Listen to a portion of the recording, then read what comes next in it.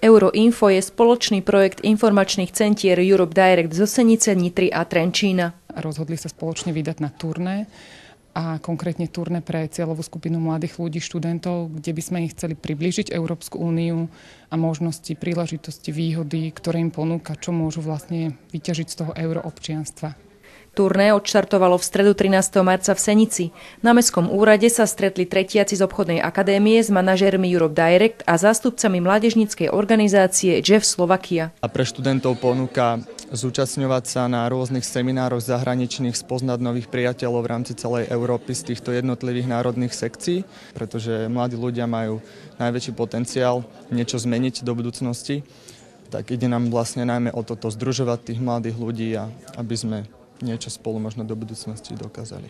Mňa oslovilo to, že spoločnosť Jeff Slovakia umožňuje členom cestu do zahraničia za lacnejšie, že vlastne preplácajú cestu aj vo výške 70%, tak to je také výhodné pre študentov.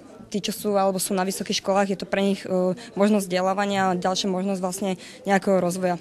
Tak mňa oslovilo, že najmä podporujú mladých v Európe a sú takým sprostredkovateľom, ak majú nejaké kreatívne nápady, ako zlepšiť situáciu v Európe a posúvajú to zastupiteľom Európskej komisie tuto na Slovensku.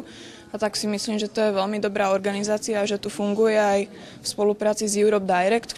Informačné centrá Europe Direct sú vlastne takou predĺženou rukou Európy a mladý človek tu môže nájsť užitočné informácie. My mu to môžeme dať odkazy na rôzne web stránky a agentúry, kde si môže nájsť konkrétne už prácu alebo tú letnú brigádu a takisto mu dáme materiály, čo k tomu všetko potrebuje, aké doklady, v ktorých krajinách platí obmedzenie, v ktorých krajinách je tá možnosť práce bez obmedzení a podobne.